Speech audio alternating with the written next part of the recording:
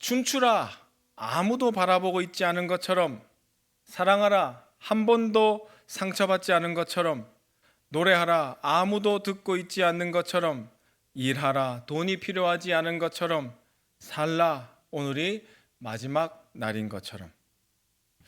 누가 쓴 시인지는 모르겠지만 남 눈치 보지 말고 살자. 과거의 상처 뒤돌아보지도 말자. 마음 가는 대로 한 번 사는 인생 용기 있게 살아보자. 이런 지혜를 담은 식구입니다. 성경에도 이와 비슷한 지혜의 말씀이 있죠. 전도서 11장 9절로 10절 말씀에 청년이여 내 어린 때를 즐거워하며 내 청년의 날들을 마음에 기뻐하여 마음에 원하는 길들과 내 눈이 보는 대로 행하라. 그러나 하나님이 이 모든 일로 말미암아 너를 심판하실 줄 알라.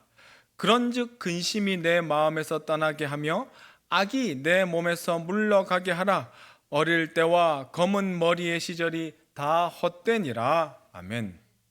좀 신기한 말씀입니다. 굉장히 철학적인 말씀이에요. 헛된데 열심히 살래요. 헛되면 열심히 살 필요가 없죠, 사실은. 공허한 삶인데 뭐하러 막 원하는 것을 쫓아서 살 필요 있을까요? 근데 지혜의 왕 솔로몬은 정반대로 말씀하세요. 헛된 인생이기 때문에 오히려 사는 것처럼 한번 살아보고 천국 가야 되지 않겠냐, 후회 없이 살아봐야 되지 않겠냐, 이렇게 우리를 도전하고 권면하는 겁니다. 단 하나님의 심판대가 있으심을 명심하면서, 하나님 보시기에 심판당할 일, 책망받는 일이 아니라면 무엇이든지 최선을 다해 한번 도전해 보아라. 실패할까봐, 남이 욕할까봐 걱정하지 말고 후회도 한평생, 성공해도 한평생이니 마지막 눈 감을 때 그거 못 해본 거 진짜 아쉽다, 이런 말 하지 않도록 한번 까짓겨 저질러 봐라. 그 권면한 말씀이 지혜의 전도서 말씀인 것입니다. 그렇죠? 솔로몬이 가르쳐 준 대로 우리 인생은 참 헛되고 부질없기 때문에 역설적으로 최선을 다해서 마음 가는 대로 한번 살아볼 가치가 있고 우리가 그런 배포를 가져야 하는 것입니다. 헛되니 모든 것이 헛되기 때문에 오히려 더 힘차게 후회 없이 마음 가는 대로, 그러나 하나님을 두려워하는 가운데 최선을 다해 살아가시는, 인생을 즐길 줄 아시는 남서울 양곡교회 성도들 되시길 주의 이름으로 축복합니다. 느헤미야가 사실은 그런 사람이에요. 수산궁에 있으나, 예루살렘에 있으나 한평생, 왕의 수를 따라주는 고위직에 있으나 유다 총독으로 험한 일 굳은 일 하나 한평생, 금세 시간은 흘러가고 금세 주님 앞에 직고할 시간이 다가오는데 하나님 앞에 드릴 제물이 있어야지, 우리 주님 앞에 보고 드릴 보고거리가 있어야지. 에라 모르겠다, 까짓 거 한 번 죽지 두 번 죽나? 하나님 부담 주시는 대로 마음 가는 대로 한번 저질러 보자, 고생을 한번 하러 가보자. 페르시아 왕궁에 있는 넓고 평탄한 길을 포기하고 무너진 예루살렘을 다시 중수하는 좁고 협착한 길로 걸어가 본 사람이 바로 느헤미야 아니겠습니까? 춤추라 아무도 바라보고 있지 않은 것처럼, 사랑하라 한 번도 상처받지 않은 것처럼, 노래하라 아무도 듣고 있지 않는 것처럼, 일하라 돈이 필요하지 않는 것처럼, 살라 오늘이 마지막 날인 것처럼. 그리고 제가 느헤미야라면 여기에 식구 하나를 더 붙이고 싶어요. 사역하라 아무도 동역해 주지 않는 것처럼. 가만히 느헤미야서를 읽어보십시오. 동역자가 없습니다. 느헤미야를 위로해주고 느헤미야를 권면해주고 느헤미야에게 힘을 주는 사람이 거의 없어요. 눈 씻고 찾아봐도. 느헤미야는 하나님이 시키시는 일, 하나님이 감동을 주셔서 자기 인생을 걸고 이 일을 하고 있는데, 그의 곁에서 정말로 버팀목이 되어주고 조력자가 되어주고 함정을 피할 길을 열어주는 그런 사람이 없습니다. 철저히 외로운 사람, 홀로 싸우는 사역자, 영어로 원맨 아미 같은 사람이 바로 느헤미야였어요. 고독한 사람입니다. 밖으로는 산발랏, 도비야, 게셈과 같은 징글징글한 원수들로부터 우겨쌈을 당했죠. 안으로는 데모하는 서민들, 뒷짐치고 딴청 피우고 어떻게 하면 요령 피우고 이 일을 건너뛰울까 하는 고관대작들이 있었죠. 안의 첩자들과 밖의 원수들이 서로 내통해서 걸핏하면 자기를 음해하고 걸핏하면 자기를 죽이려고 밖으로 끄집어내기가 10여 차례입니다. 인간적으로 생각하면 뭐 이런 일이 다 있나? 왜 이렇게 외로운 인생을 살고 있나? 하나님은 왜 모든 이 무거운 짐을 나한테만 메우셨나? 원망할 수도 있고 섭섭해할 수도 있어요. 그래서 우리는 느헤미야서 곳곳에 등장하는 그의 기도를 유심히 살펴보아야 합니다.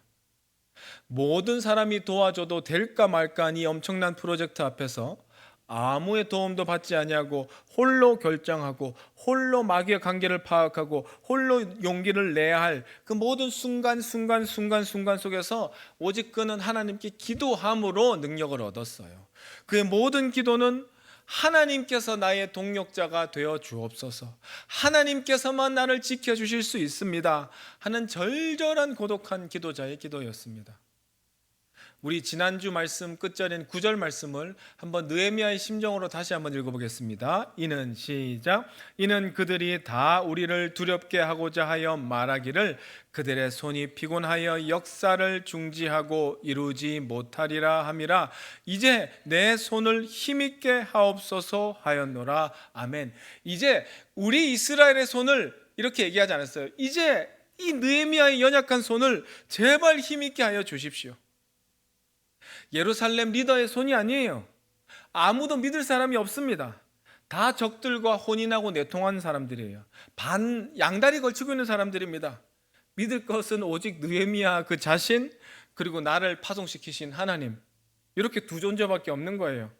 그러니 주여 내 손을 이제 힘있게 하옵소서, 이렇게 늘 기도하고 돌파한 것이죠.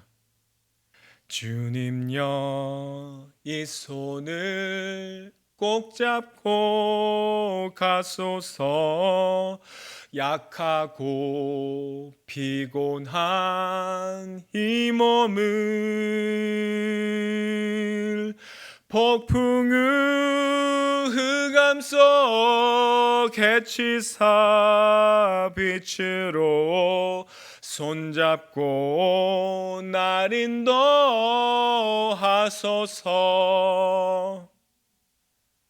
느헤미야는 유다로 돌아갈 결심을 하면서부터 이런 가사의 찬송을 불렀지 싶어요. 그러면서 버틴 겁니다. 주님 보내셔서 가는데 진짜 도와주는 사람 없어요.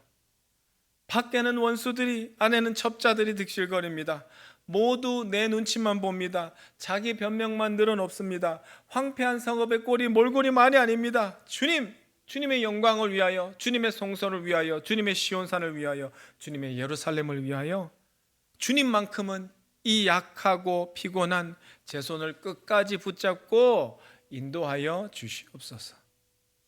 이 절절한 고독과 아픔과 간구가 담긴 기도문이 느헤미야의 그 짧은 기도 한 문장, 곧 이제 내 손을 힘있게 하옵소서, 이 기도입니다. 외로운 느헤미야를 끝까지 지켜준 것이 이 기도의 버팀목이었고, 그 기도 덕분에 느헤미야는 철저히 고립되고 외로운 사역지에서도 실족하거나 실패하지 않고 거룩한 성을 완공하기에 이릅니다. 사랑하는 성도 여러분, 우리 믿음의 형제자매들은 손에 손잡고 걸어갑니다. 우리 남서울 양국교회도 똘똘 뭉쳐서 그렇게 하고 있는 것, 사역자로서 목회자로서 너무 감사 인사드려요. 정말 큰절 올려드리고 싶습니다. 근데 우리가 이 말을 과잉 해석하면 곤란해요. 우리는 서로를 돕고 중보해야 되는 존재지만 서로를 하나님처럼 의지하면은 안 되는 존재입니다. 만약에 하나님의 일을 하심에 있어서 사람을 의지하고 하나님이 붙여준 사람이니까 그 사람을 독립변수로 하나님의 천사처럼 바라보시면 그 틈으로 마귀가 틈탈 거예요. 마귀는 오늘도 어떻게 합니까?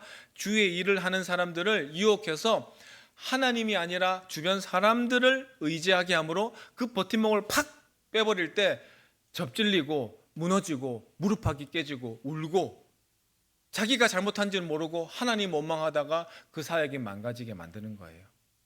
마귀는 지금도 인간을 의지하도록 하고 그 인간의 버팀목을 배신으로 팍 빼버려서 주저앉히도록 하는 나쁜 마음과 관계를 품고 있음을 우리 스스로가 명심하고 경계해야 될 것입니다. 우리가 그러므로 하나님을 하려고 마음을 먹었으면 팔을 걷어붙이고 일을 해야 되겠죠. 사람을 붙여주셔도 감사, 그 사람이 사라져도 감사, 함께 하면 감사, 외로워도 감사, 이렇게 감사할 각오를 하고 사셔야 됩니다. 그래야 도움의 손길이 임했을 때 그 사람을 주목하지 않고 그 사람 보내주신 하나님 찬송할 수 있어요. 그리고 그 사람들이 갑자기 우리를 배신하고 그 사람들이 갑자기 그러니까 예상하지 못했던 그런 이상한 행동을 하고 나쁜 말을 할 때도 허탈해하고 가슴이 뻥 뚫린 것처럼 괴로워하지 않고 묵묵히 바이바이 하고 가던 길을 갈 수 있는 겁니다. 이 설교를 듣는 분들 중에 혹시 주변에 동력자가 없는 듯하여 외로우신 분들 있으십니까? 마음이 쓸쓸하신 분 있으십니까? 위로의 말씀을 전합니다만 본질적으로 우리 각자가 다 하나님 앞에 고독한 순례자임을 위안으로 삼으시길 바랍니다. 순례자의 길은 함께 걷는 길 같아 보이지만 사실은 철저히 주님 손만 잡고 홀로 걸어가는 외로운 길입니다. 우리 예수님께서 바로 그 외로운 길을 걸어가셨잖아요. 오직 아버지 한 분만 바라보며 그분과 기도함으로 그분의 음성을 들으며 묵묵하게 걸어가셨을 적에 제자들이든 누구든 주변 사람들이 도와주든 말든 배신하든 말을 알아듣든 개의치 아니하시고 본인이 행하셔야 될 그 일을 묵묵히 걸어가신 주님이 바로 우리 예수 그리스도십니다. 그래서 제자들이 자신을 배반하고 엉뚱한 소리하고 말귀 못 알아듣고 심지어 십자가 길을 가로막을 때에도 당황하거나 실망하지 아니하고 담대하게 골고다까지 걸어가실 수 있었고 승리하실 수 있었던 것입니다. 요한복음 2장 23절로 25절 말씀에도 6월절에 예수께서 예루살렘에 계시니 많은 사람이 그의 행하시는 표적을 보고 그의 이름을 믿었으나 예수는 그의 몸을 그들에게 의탁하지 아니하셨으니 이는 친히 모든 사람을 아심이요 또 사람에 대하여 누구의 증언도 받으실 필요가 없었으니 이는 그가 친히 사람 속에 있는 것을 아셨음이니라. 예수님이 왜 사람을 안 믿게요? 사람 속에 시커먼 것을 다 알고 있는데요, 그 연약한 것을 알고 있는데요, 믿었다가 무슨 꼴을 당하게 해요? 그래서 예수님은 우리를 지극히 사랑하시지만 우리를 절대 믿지 아니하세요. 안심하십시오. 예수님은 우리를 독립변수로 취급하지 않습니다. 넘어질 것을 각오하고 나머지고 배반하고 이런 나쁜 짓 할 것을 예상하시고 우리를 품으시는 거예요. 예수님은 단 1분 1초도 이 땅에 사셨을 때 우리에게 몸을 의탁하신 적이 없어요. 친히 모든 사람의 속을 다 아시기 때문입니다. 여러분, 그래서 우리 주님은 십자가의 길, 고독한 길을 든든하게 걸어가신 거예요. 고독했지만 고독했기에 안전한 길이에요. 믿지 못할 사람들을 도우미로 하고 수제자 3명은 내 배신하지 않겠지, 겟세마네로 같이 가서 얘들 중보기도 힘으로 내가 아버지와 더 소통해야지, 이러면 졸고 있는 애들 때문에 십자가 어떻게 지나, 이렇게 되지 않겠습니까? 이 사람들 조는 건 당연한 거예요. 몸을 의탁하지 않습니다. 이럴 줄 알았어요. 얘들이 졸든 중보기도 하든 나는 십자가를 지러 가야 되니까 담담하게 고독한 길, 위대한 길, 그리고 안전한 길로 걸어가신 거예요. 이사야서 2장 22절 말씀, 너희는 인생을 의지하지 말라. 그의 호흡은 코에 있나니 새말 가치가 어디 있느냐 하셨습니다. 사람을 품고 사랑하시되 결코 신뢰하지 마십시오.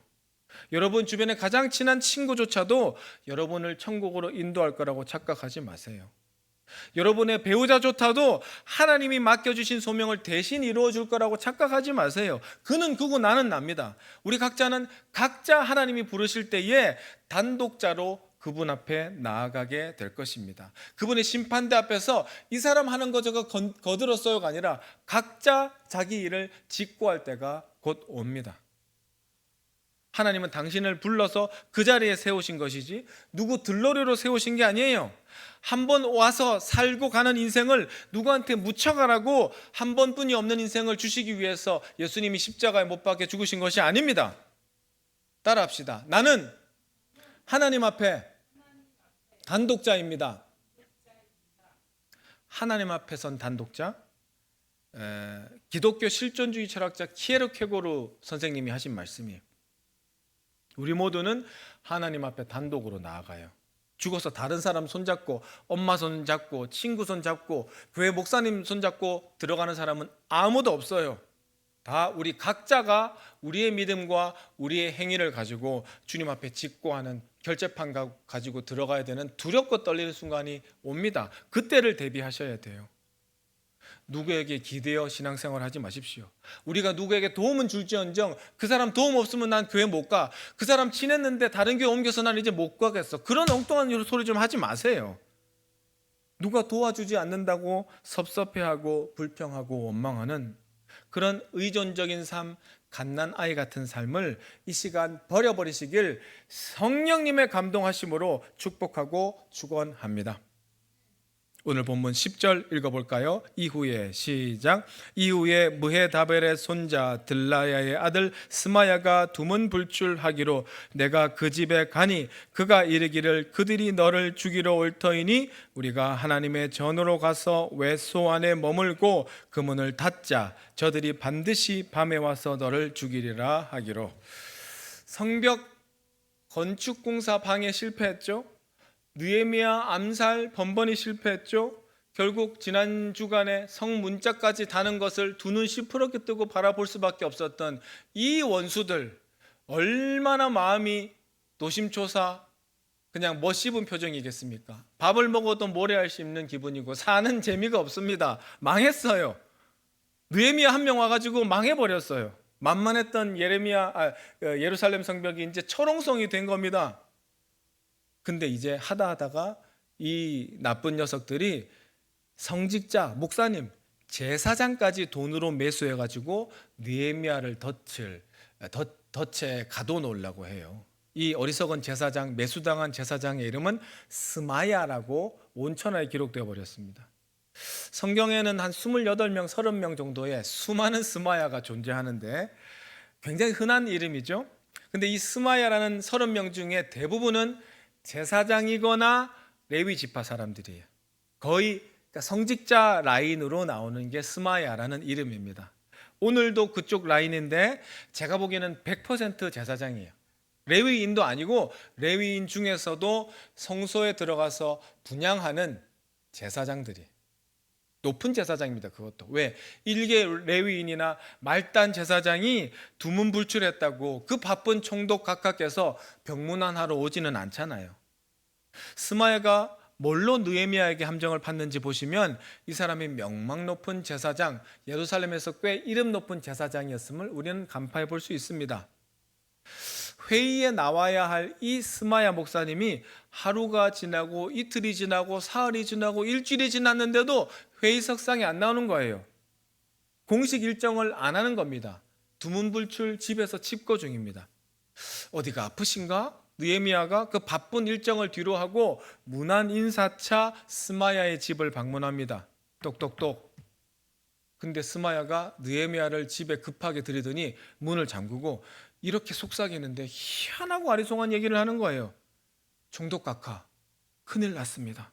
그들이 총독님 목숨을 노리고 있어요. 오늘 밤에 총독 관저에 암살 자객을 보낼 거라는 첩보를 제가 입수했습니다. 이 도시 전체가 관저뿐만 아니라 예루살렘 전체가 그 총독님한테 위험한 공간이에요. 그러니 당분간 안전한 안가로 가시지요. 이 도시에서 제일 안전한 데가 어딥니까? 하나님의 거룩한 예배를 드리는 성소 아닙니까? 제가 제사장이니까 저랑 손잡고 들어가서 성소 들어가서 문을 팍 잠가 버립시다. 그러면 거기서 이불 깔고 자면은 절대 그 사람들이 당신의 목숨을 노리지 못할 것입니다. 여기 개역 개정 성경에 보면 외소라고 11절에 그죠? 10절 11절에 외소라고 표현되는데 외소가 아니에요. 성소입니다. 성소. 지성소 바로 앞에 있는 공간. 거기에 같이 숨어 들어가자는 거예요. 프랑스 신학자들이 번역해 놓은 예루살렘 바이블을 번역해서 읽어드리면 이게 어떤 말을 하는지 조금 더 구체적으로 이해가 쉽게 되실 거예요. 우리가 하나님의 성전에 함께 들어가야 합니다. 성소 안으로요. 그리고 성소를 구별하는 문을 잠가야 합니다. 그들이 당신을 죽이러 올 거예요. 그들이 오늘 밤에 당신을 죽이러 옵니다. 제사장 스마야는 오직 제사장들만 드나들 수 있는 레위인조차도 특별한 일이 아니면 함부로 들어와서는 안 되는 성소에 느헤미야 평신도를 끌어들이는 거예요. 여기는 아론의 아들들만 가서 향을 피울 수 있는 곳, 진설병 떡상과 금촛대에 기름을 붓는 곳입니다. 고앗 자손들조차 그 기물은 만질 수 있지만 지성소에 함부로 들어오면 죽어요. 죽는다고 하나님이 경고하셨어요. 그래서 이렇게 보자기를 이렇게 금촛대를 싸고 여기 분향하는 향단을 싸고 여기 또 진설병 넣는 떡상을 싸면 자 이제 가져가시게 그러면은 그 사람들이 거의 성소를 보지도 않고 영차 들어가지고 떨어질까봐 두려워하면서 고아 자손들이 이렇게 이동시킨 것이 성소 안에 드나들 수 있는 유일한 방식이에요. 그러니까 레위인조차도 정말 조심하면서 1년에 몇 번 들어갈까 말까 한 그 장소를 감히 레위 지파도 아니고 아론의 반차도 아닌 사람이 어떻게 들어갑니까? 안 되는 거예요. 그래서 신약 성경 때도 떠올려 보시면 누가복음 속 세례 요한의 아버지 사가랴 그 사람 제사장이었잖아요. 그래서 성소에 들어가서 분향하는데 그 반차에 따라 들어간 거예요? 일반 성도들은요? 같이 따라 들어갔습니까? 오늘날 교회처럼 목사님이랑 같이? 천만에요. 감히 일반 성도들은 들어갈 수조차 없어요. 그러다가 천사를 거기서 만났잖아요. 누가복음 1장 8절로 말씀해 마침 사가랴가 그 반열의 차례대로 하나님 앞에서 제사장의 직무를 행할새 제사장의 전례를 따라 제비를 뽑아 주의 성전에 들어가 분향하고 모든 백성은 그 분향하는 시간에 밖에서 기도하더니 주의 사자가 그에게 나타나 향단 우편에 선지라. 그러니까 이 스마야라는 제사장이 뭐라고 총독한테 얘기하는데 제가 봤을 때는 이 목사님 눈빛이 흔들린 것 같아요. 목소리가 막 거짓말 안 해본 사람이 갑자기 돈 뭐 몇백만 원 받고 하려고 그러니까 덜덜덜 떨리는 거예요. 사기도 아무나 치는 게 아닙니다. 아무리 매수당했어도 목사님은 그렇게 거짓말이 능숙하지 못했을 거예요. 그래서 이상함을 느낀 총독이 바로 반박하죠. 그게 11절입니다. 한번 같이 읽어보겠습니다. 시작. 내가 이르기를 나 같은 자가 어찌 도망하며 나 같은 몸이면 누가 외소로 들어가서 생명을 보존하겠느냐? 나는 들어가지 않겠노라 하고 아멘. 자, 총독 각하가 얘기하십니다. 바로 그냥 조건 반사로 안 됩니다. 못 들어가요. 성소에 어떻게 들어갑니까? 두 가지 이유를 대죠. 첫째, 나 같은 자가 어찌 도망하며 무슨 뜻이요? 내가 예루살렘 전체의 총독으로 황제의 칙서를 가지고 온 임명권자의 그 정권을 가져온 여기 지도자인데 그 살해 위협이 있다고 어디 쥐구멍으로 들어가는 것처럼 숨어가지고 어떻게 일이 되겠느냐? 누가 나를 존중하겠느냐? 안 된다. 그런 위험이 있는 것 말고 지금까지도 잘 버텼기 때문에 나는 그런 식으로 도망다니고 숨고 살 수 없다. 나는 여러분들의 리더입니다.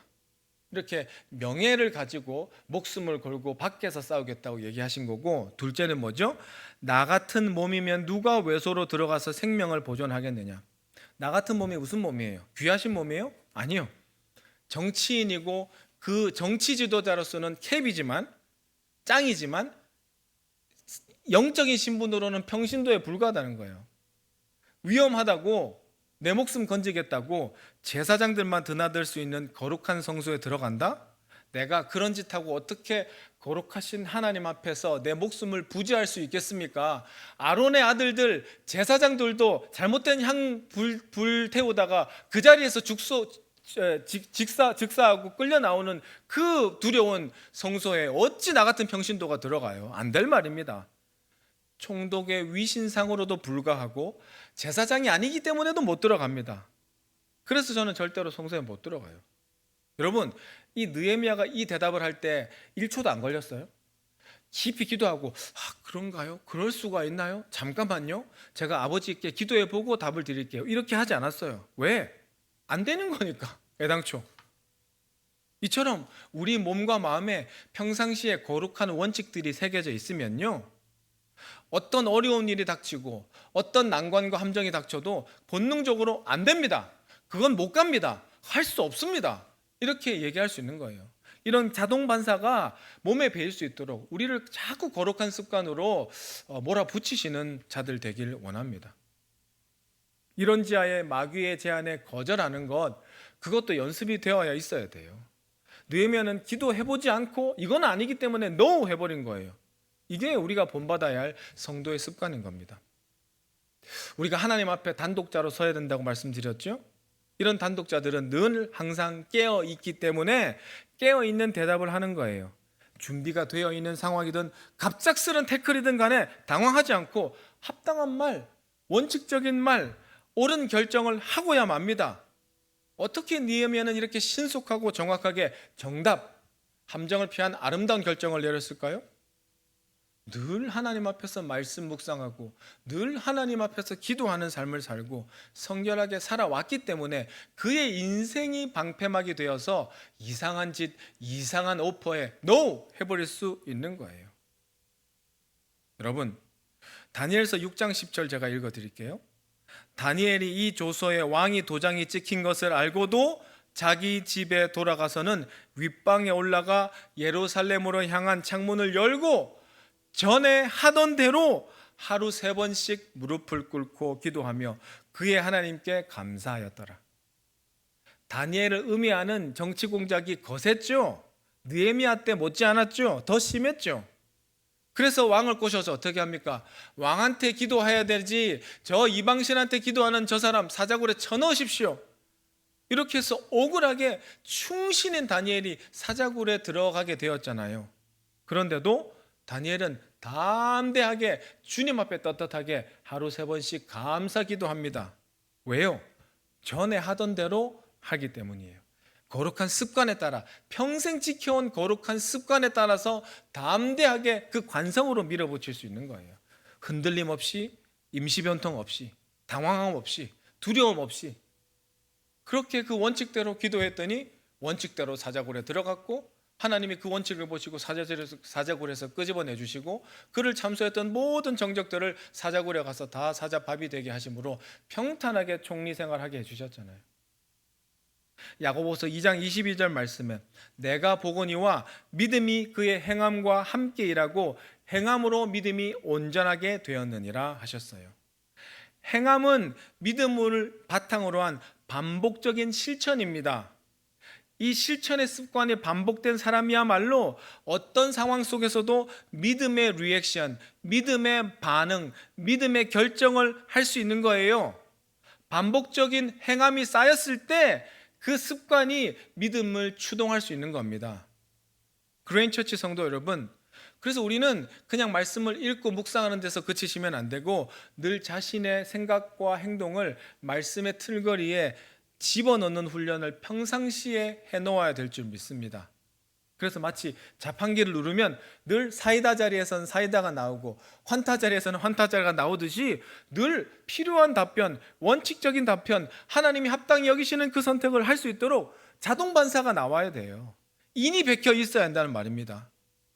믿음은 그 행함과 함께 일하는 줄 믿습니다. 오래 행한 그 믿음 그 자체로 우리 삶을 요동치 않게 세워줄 여러분과 저의 든든한 요새가 되어주실 줄 믿으시면 아멘 하십시오. 느헤미야는 성도로서 응당해야 될 말을 기도해보지도 않고 너무나 당연한 얘기니까 못합니다 결정을 내린 다음에 숙고해 봅니다. 안 된다고 하고 나서 이 사람이 왜 이런 이상한 짓을 할까? 왜 이런 엉뚱한 얘기를 할까? 고민해 봐요. 이게 무슨 말이지? 이 양반이 왜 되지도 않는 제안을 나한테 하지? 아하, 이 사람 매수당했구나. 이래서 눈빛이 떨리는구나. 이래서 목소리가 떨렸구나. 그럼 그렇지. 저 산발랏 총독이 드디어 하다가 제사장, 목회자까지 마술을 뻗쳤구나. 12절 13절은 제가 읽어드립니다. 깨달은즉 그는 하나님께서 보내신 바가 아니라 도비아와 산발랏에게 뇌물을 받고 내게 이런 예언을 함이라. 그들이 뇌물을 준 까닭은 나를 두렵게 하고 이렇게 함으로 범죄하게 하고 악한 말을 지어 나를 비방하려 함이었느니라. 그죠? 느헤미야를 두렵게 하고 그렇게 해서 제사장 외에는 들어가서는 안 되는 성소에서 겁쟁이처럼 덜덜 떨고 입을 뒤집어 쓰고 자도록 해서 그걸로 악한 소문을 만들어서 느헤미야 저 사람 안 될 사람이야 이렇게 덫을 넣으려고 했던 것이 산발랏과 도비아의 플랜이었습니다.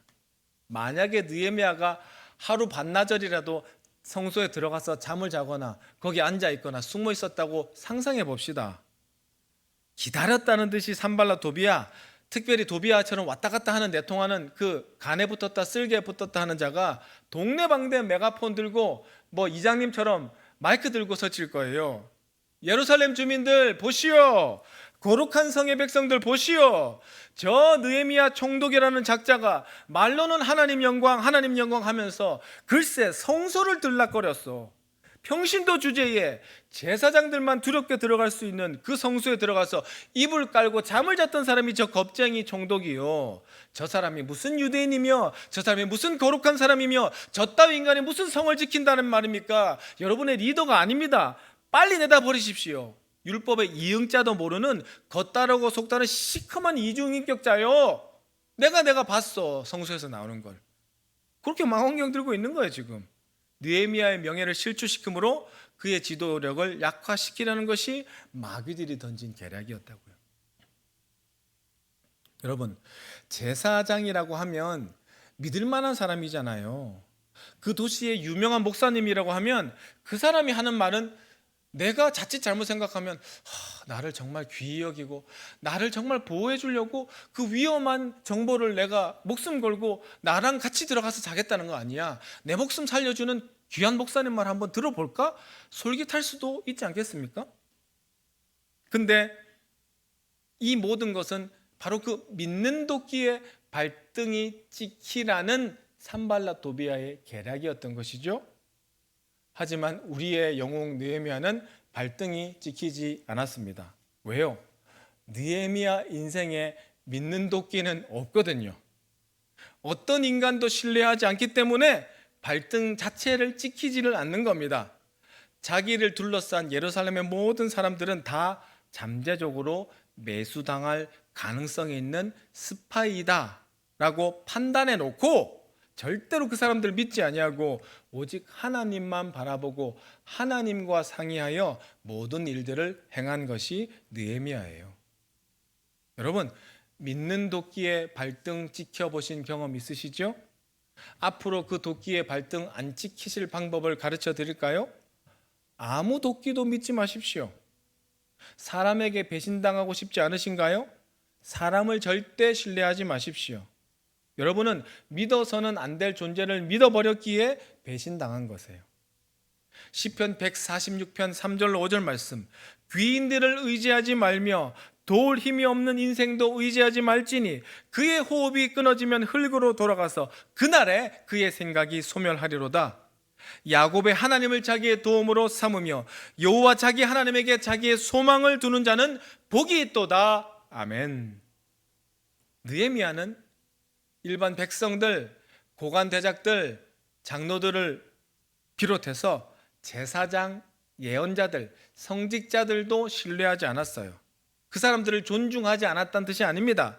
오직 야곱의 하나님, 나의 여호와 하나님만을 내 방패 요새로 삼았기 때문에 끝까지 인간적인 함정들을 피해서 완수하고 성벽을 중수할 수 있었던 거예요. 이 가운데 몇 사람이라도 믿어버렸으면 그것 때문에 느헤미야는 괴로움 당하고 수치당하고 52일 만에 끝날 수 있는 성벽 중수가 100일, 200일 지나도 못 건설됐을 수도 있었던 일입니다. 그러므로 사람을 사랑하시되 동역하시되 신뢰하시면 안 돼요.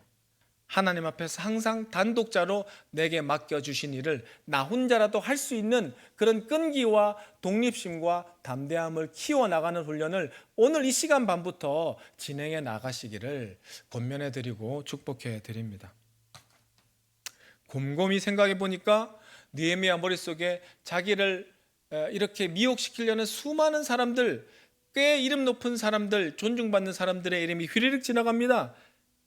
근데 놀라지도 아니하고 억울해하지도 아니하고 그냥 무슨 일기에 오늘 날씨 어땠습니다 적어 놓듯이 14절에 적어놨잖아요. 14절에 얼마나 많은 공격들이 있었는지 한번 꾹꾹 눌러담은 그의 심경을 읽어보겠습니다. 내 하나님, 시작. 내 하나님이여 도비아와 산발락과 여선지 노야다와 그 남은 선지자들 곧 나를 두렵게 하고자 한 자들의 소행을 기억하옵소서 하였노라.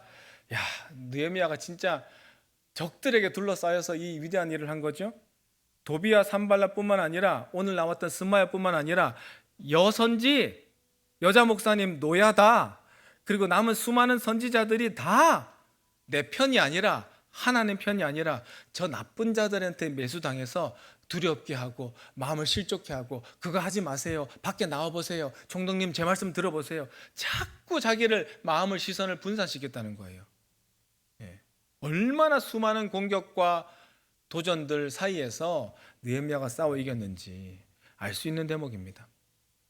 근데 이 모든 14절에 응축된 얘기에 대해서 느헤미야는 길게 느려서 얘기하지 않습니다. 만약에 스마야 같은 케이스를 여선지 노야다 남은 선지자들이 무슨 얘기를 했고 내가 어떻게 맞받아쳤고 어떻게 함정을 피했는지를 다 주저리 썼다면 느헤미야서는 13장으로 끝날 수가 없어요. 한 23장, 33장까지 가야 됩니다.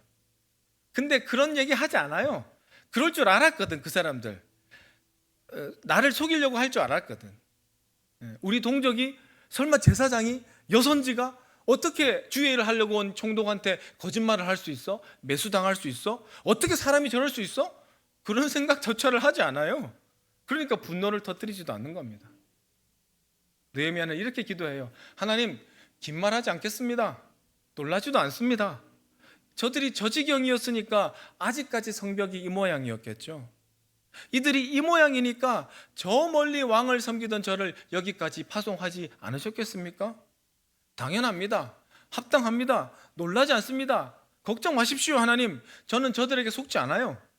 그러나 저를 속이려고 했던 저 악한 마음을 품고 매수당했던 이중첩자들을 죄 없다고 하지는 않으실 거죠, 하나님? 그들은 저뿐만 아니라 우리 유대 족속들과 하나님 앞에서 죄를 지은 범죄자들인 것 아시죠? 이에 상응하는 벌을 주께서 내려주시옵소서. 이렇게 딱 한마디 기도하고 넘어가는 거예요. 히브리서 10장 30절로 말씀. 원수 갚는 것이 내게 있으니 내가 갚으리라 하시고 또다시 주께서 그의 백성을 심판하리라 말씀하신 것을 우리가 아노니 살아계신 하나님의 손에 빠져 들어가는 것이 무서울진저 전날에 너희가 빛을 받은 후에 고난의 큰 싸움을 견디어낸 것을 생각하라. 혹은 비방과 환난으로서 사람에게 구경거리가 되고 혹은 이런 형편에 있는 자들과 사귀는 자가 되었으니 너희가 갇힌 자를 동정하고 너희 소유를 빼앗기는 것도 기쁘게 당한 것은 더 낫고 영구한 소유가 있는 줄 알미라. 그러므로 너희 담대함을 버리지 말라. 이것이 큰 상을 얻게 하느니라. 아멘. 히브리서 10장을 제가 좀 길게 인용해 드렸는데 히브리서 10장이 하시는 말씀이 뭔가요? 너희가 지금 기독교인으로서 당하고 있는 이 기가 막힌 박해를 기쁘게 여겨야 할 이유는 하나님이 너희한테 큰 상을 내려주실 것이기 때문이다. 너희를 박해하고 조롱하고 심지어 죽이려 드는 자에게 너희들이 사적으로 칼을 들고 복수하지 않는 이유는 원수 갚는 것이 우리한테 있지 않고 우리 주 하나님께 있고 하나님께서 정확하게 갚아주실 것을 우리가 믿기 때문이다. 따라합시다. 우리에게 상 주시리가 그들을 벌 주실 것입니다.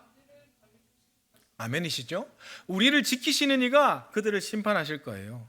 그러므로 우리는 복수심을 내려놓으십시오. 적개심을 내려놓으십시오. 하나님께서 내가 하는 것보다 훨씬 정확하고 공의롭게 가장 정확하게 그를 치리하여 주실 겁니다. 느헤미야처럼 기도해야 됩니다. 이렇게 사람을 신뢰하지 않고 하나님만 신뢰하는 자는 엉뚱한 복수심과 배신감에 치를 떨지 않고 묵묵히 일을 해요. 그래서 15절의 영광이 속전속결로 일어나는 거예요. 힘차게 15절 그리고 16절 감격을 담아 읽어보겠습니다. 시작. 성벽 역사가 52일 만에 엘룰월 25일에 끝남에 우리의 모든 대적과 주위에 있는 이방 족속들이 이를 듣고 다 두려워하여 크게 낙담하였으니 그들이 우리 하나님께서 이 역사를 이루신 것을 알미니라. 아멘. 사람을 의지하지 않고 사람에게 상처받지 않은 느헤미야가 사역하되 마치 도와주는 사람이 없는 것처럼 사역했을 적에 52일 만에 성벽이 중수되는 인류 역사상 가장 미스테리한 기적의 주인공이 되었습니다. 이 일로 말미암아 모든 원수들이 낙담하고 한숨 쉬고 하나님께서 이 일을 성공시켜 주셨음을 알게 되었습니다. 이건 하나님의 승리이자 느헤미야의 승리인데 특별히 사람에게 절대 의지하지 않았던 느헤미야이기에 얻어낼 수 있는 승리였던 거예요. 미가서 7장 5절로 말씀이 가장 이 대목에 어울리는 찬송시라고 저는 생각해요. 너희는 이웃을 믿지 말며 친구를 의지하지 말며 내 품에 누운 여인에게라도 내 입의 문을 지킬지어다. 아들이 아버지를 멸시하며 딸이 어머니를 대적하며 며느리가 시어머니를 대적하리니 사람의 원수가 곧 자기의 집안 사람이리로다. 오직 나는 여호와를 우러러보며 나를 구원하시는 하나님을 바라보나니 나의 하나님이 나에게 귀를 기울이시리로다. 아멘. 내 성벽을 건축하는 날 곧 그날에는 지경이 넓혀질 것이라 하셨어요. 여러분, 미가서의 말이 기가 막히게 응했습니다. 성벽이 건축되었어요. 52일 만에 건축되었어요. 그런데 이 일 이후에 느헤미야와 예루살렘 사람들이 행복하게 오래오래 살았습니다. 끝으로 끝나면 참 좋겠지만 그렇지 않습니다. 다 끝난 줄 알았는데 현실은 정말 하드보일드한 지긋지긋한 싸움이 끝나지 않는 것을 볼 수 있어요. 17절로 말씀을 제가 한번 휘리릭 읽어드릴게요. 또한 그때의 유다의 귀족들이 여러 번 도비아에게 편지하였고 도비아의 편지도 그들에게 이르렀으니 도비아는 아라의 아들 스가냐의 사위가 되었고 도비아의 아들 요하난도 베레가의 아들 무술람의 딸을 아내로 맞이하였으므로 유다에서 그와 동맹한 자가 많음이라. 그들이 도비아의 선행을 내 앞에서 말하고 또 내 말도 그에게 전하매 도비아가 내게 편지하여 나를 두렵게 하고자 하였느니라. 기가 막힐 노릇이죠. 도비아 산발랏의 방해 공작을 딛고 사람이 믿지 아니하고 하나님을 믿음으로 52일 만에 이방인들을 추방하고 영적인 공동체를 건설하였는데 싸움이 끝나지 않은 겁니다. 그 성벽 건설을 지긋지긋하게 조롱하고 방해했던 도비아가 이제는 쓱 옷을 바꿔 입고 코에 점 하나 찜고 나 내부자야 쓱 들어와 있는 거예요. 성 안에 성문이 닫히기 전에 들어왔어요. 그래서 지난주 6장 초반에 산발랏 게셈 옆에 도비아가 없었던 거예요. 이제 입장 바꿔야 되거든요. 그래서 도비아는 예루살렘 성 안에 있는 유력자들과 다 사돈관계 맺어진 관시 맺어진 그 관계를 이용해서 느헤미야를 계속 괴롭힙니다. 그래서 아는 사람들을 계속 총독한테 보내는 거예요. 총독님, 모르셔서 그렇지 도비아 좋은 사람입니다. 너무 미워하지 마세요. 도비아 알고 보면 우리 편입니다. 너무 화내지 마세요. 그 사람 우리한테 도움 많이 준 사람입니다. 저 같으면 회의 탁자 다 뒤집어 엎어버리죠. 지금 내 앞에서 누구 두둔하는 거야? 그놈이 어떤 놈인데 우리 총독, 우리 성벽을 중수하는데 가장 조롱하고 방해했던 원흉 중에 원흉인데 감히 유다 총독 앞에서 도비아 편을 들여? 그 사람 편을 드는 사람 다 역적이야. 내 방에서 다 나가. 저는 정말 그랬을 거예요. 참지 않았을 겁니다. 근데 느헤미야는 사람을 전혀 믿지 않고 그럴 줄 알았기 때문에 분노하지 않아요. 어차피 이 공간에서 이 사람 저 사람 차 떼고 포 떼면 일할 사람 아무도 없어요. 다 반쯤은 다 도비아 친구입니다. 이 얼룩이 덜룩이들을 기도함으로 사랑하고 품고 구슬려서 일을 시켜야 예루살렘 성벽이 52일 만에 중건되는 것을 알았기 때문에 그거 다 알고 참고 감안하고 시작한 거예요. 그러니까 외롭죠. 그들의 나약함을 알고 그들의 휘청거리는 신앙을 알고 그들이 분명히 도비아를 두둔하고 편먹을 걸 알고서도 의연하게 그래 그렇게 떠들어라 나는 하나님 일 한다 하고 다음 스텝으로 나갈 수 있는 것이 외로운 용사, 고독한 용사 느헤미야의 위대함이고 우리가 정말 이 시대에 본받아야 될 덕목입니다. 이게 느헤미야의 외로운 싸움, 의연한 싸움, 곧 하나님만 의지한 싸움이고 믿음의 후배들이 반드시 본받아서 우리의 신앙의 체질을 강철같이 단련시킬 수 있는 모범으로 삼아야 될 줄 믿습니다. 인생이 힘들고 고난이 겹칠 때 주님여 날 도와주소서 외치는 이 소리 귀 기울이시사 손잡고 날 인도하소서 외치는 이 소리 귀 기울이시사 손잡고 날 인도하소서.